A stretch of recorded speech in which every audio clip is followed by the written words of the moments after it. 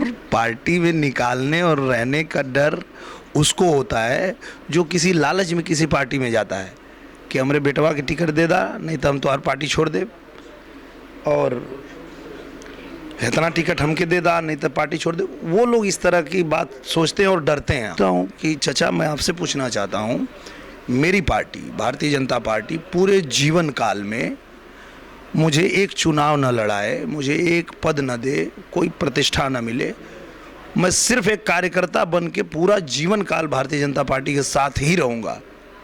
आप किसी एक पार्टी के साथ रह पाएंगे जीवन में? ये हमको जवाब दीजिएगा। अच्छा दिनेश जी, अभी आपका एक बयान यूपी तक पे बहुत चर्चित रहा और जिसमें आपने अहिर रेजिमेंट की बात कही थी, उसको लेके भारतीय सुहेलदेव पार्टी के ओम प्रकाश राजभर ने अपने तरीके से व्यंग किया है और उसे एक हास्य रूप दिया गया है। उनका ये कहना है कि जिम्मेदारी आपकी थी, अब तक क्यों नहीं बनाए? मेरी जिम्मेदारी थी, सरकार आपकी। हाँ, सरकार में जो आजमगढ़ से, गाज़ीपुर से प्रतिनिधि चुन के जाते हैं, उनकी जिम्मेदारी है ना वहाँ पे सवाल उठाना, वहाँ पे ये कानून बनाना, वहाँ पे ये। पर ये लोग जितने चुने जाते हैं, यहाँ से जो लोग चुन के जाते हैं, ये सरकार में होते नहीं हैं। इनके किसी बिल पे वहाँ सुनवाई हो ही नहीं पाती है। तो वही तो मैं कह रहा हूँ कि अगर भारतीय जनता पार्टी का प्रत्याशी यहाँ से जीत के जाता है तो उस पे बात करेगा, उस पे कानून बनेगा, उस पे जो है वो एक सम्मान का मुद्दा है। वो अहिर रेजिमेंट जो है, जिसकी बात मैं कर रहा था, अहिर रेजिमेंट एक सम्मान का मुद्दा है और उसको होना ही चाहिए। वो हक है, यादवों का वो हक है। ये अहिर रेजिमेंट की बात उठी कहाँ से? रेजांगला का, जो आप भी जानते हैं, रेजांगला का जो युद्ध हुआ था, चाइना ने भारत पे जब आक्रमण किया तो भारत के हर चौकी पे उन लोगों का कब्जा हो गया और हमारे भारत ने कह दिया कि ये जंग हम लोग हार गए, छोड़ दो, सब लोग वापस लौट जाओ। एक ऐसी चौकी थी रेजांगला, जहां पे 124 अहिर तैनात थे और उन लोगों ने कहा कि हम पीछे नहीं हटेंगे, कोई बात नहीं, बाकी सब चौकी हार गए, हम नहीं हटेंगे। और उन 124 लोगों ने 10,000 चीनी सैनिकों को मारा। और जब 10,000 सैनिक जब मर गए तो चाइना को लगा कि लगता है कि भारत ने अपनी सारी चौकी के सारे जो सैनिक हैं उनको एक ही पोस्ट पे लगा दिया, छोड़ो जाने दो, ये जितना मुश्किल है। और वो लोग नहीं जीत पाए। वही एक चौकी जिस पे 124 वीर अहिर खड़े थे और सीने में गोली खाए थे और हर सैनिक का जो ट्रिगर पे ही उंगली थी मरते वक्त भी। बाद में जब बर्फ पड़ गई, उसके बाद बहुत बाद में जब चाइना वाले उधर आए और उन्होंने जब देखा कि यहाँ देखते हैं यार कैसा कितना क्या था, तो देखे कि 124 जो है वो शहीद पड़े हुए हैं और इन लोगों ने मारा इतने लोगों को। तो आपका दुश्मन देश वहाँ एक स्तंभ बनाता है और लिखता है कि ये लोग अतिवीर हैं। कौन है? अतिवीर। ये उपाधि किसने दिया? चाइना ने। पर वहीं इस घटना के बाद एक गाना बनता है, अरे मेरे वतन के लोगों जरा आंख में भर लो पानी, जो शहीद हुए हैं उनकी ज़रा याद करो कुर्बानी, कोई गोरखा कोई मद्रासी। अब यहाँ बात आ गई आपके अहिर रेजिमेंट की कि क्यों चाहिए अहिर रेजिमेंट, कि वो लोग जो मरे थे तो 124 अहिर, लेकिन कोई गोरखा रेजिमेंट में था, कोई कुमायूं में था, कोई किसी और राजपूत रेजिमेंट में था, किसी और रेजिमेंट में था, तो उसके कंधे पे जो फित्ती लगी थी वो किसी और रेजिमेंट की थी। तो वहाँ पे कहीं भी इनका गौरव गाथा नहीं आया है, कहीं पे इनको वो सम्मान नहीं मिला जो इनको मिलना चाहिए था। तो इसलिए वहीं से ये मांग शुरू हुई कि अगर हमारे कंधे पे भी अहिर रेजिमेंट का फित्ता होता, यादव रेजिमेंट का फित्ता होता, तो आज पूरी दुनिया जानती कि 124 लोग जो यहाँ पे शहीद हुए हैं वो सब के सब अहिर थे।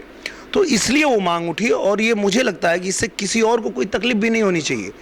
बाकी के नाम पे भी है रेजिमेंट, राजपूत रेजिमेंट है, मतलब मुझे लगता है आप उस पर डिटेल में देखेंगे तो बहुत सारा रेजिमेंट है। तो एक रेजिमेंट इनके नाम पे ही होना चाहिए। अगर वहाँ मैं देखता हूँ कि बहुत ऐसे यादव बच्चे हैं जो लगातार वो भर्ती होने के लिए प्रयास करते हैं। आप सुबह निकल जाइए, देखिए रोड के किनारे किनारे इतनी तैयारी करते हैं, दौड़ते हैं, भागते हैं। तो उनके सम्मान के लिए होना चाहिए। और ये मैं ऐसे चुनाव में आके नहीं बोल रहा हूँ, लेकिन इसको चुनावी मुद्दा भी नहीं बनाना चाहिए, चुनावी बयानबाजी भी है भी नहीं। मुझसे किसी ने पूछा तो मैंने बोल दिया। इस पे तो मुझे लगता है ये मुद्दा होना भी नहीं चाहिए, क्योंकि ये गवर्नमेंट का मामला है, सेना का मामला है। तो इस पे तो चुनाव का कोई ऐसी टिप्पणी कोई करना भी नहीं चाहिए, और मैं भी नहीं करूँगा। मैंने सिर्फ ये बताया कि वो क्यों होना चाहिए। जी। मैंने इसलिए बताया कि जो वो बार बार मांग होती है, Ahir regiment, Ahir regiment, Ahir regiment, पूरे मतलब भारत के यादव जो है उसको मूवमेंट कर रहे हैं, उसके लिए मांग कर रहे हैं।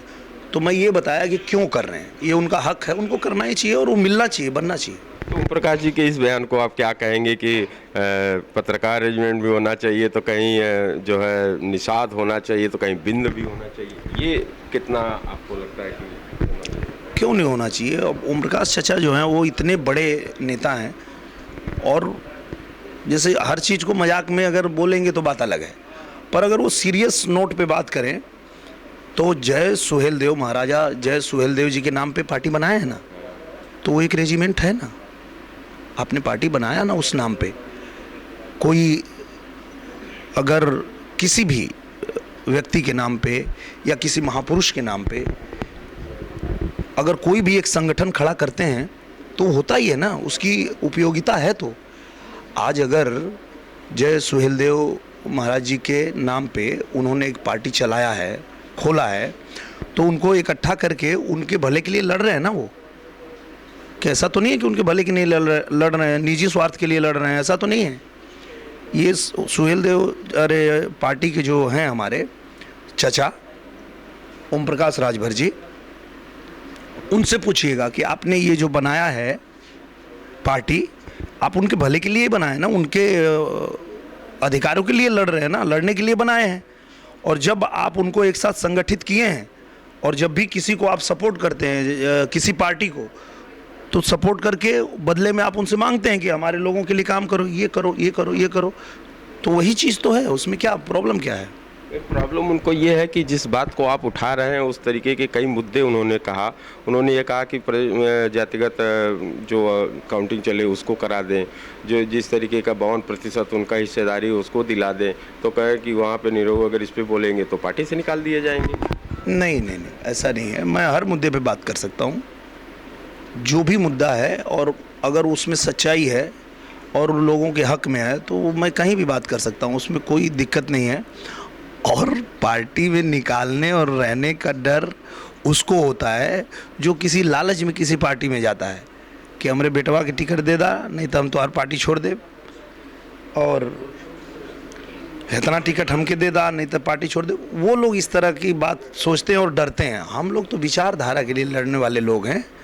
हम जिस विचारधारा को समर्पित हैं, उस विचारधारा के लिए हम पूरा जीवन समर्पित हैं।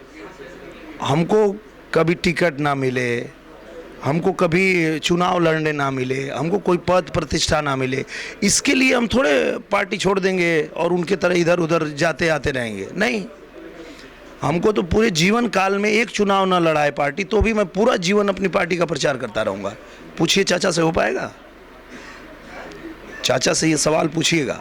नहीं, आप खुद पूछ सकते हैं। नहीं, मैं ही पूछता हूँ कि चाचा, मैं आपसे पूछना चाहता हूँ, मेरी पार्टी भारतीय जनता पार्टी पूरे जीवन काल में मुझे एक चुनाव न लड़ाए, मुझे एक पद न दे, कोई प्रतिष्ठा न मिले, मैं सिर्फ एक कार्यकर्ता बन के पूरा जीवन काल भारतीय जनता पार्टी के साथ ही रहूँगा। आप किसी एक पार्टी के साथ रह पाएंगे जीवन में? ये हमको जवाब दीजिएगा।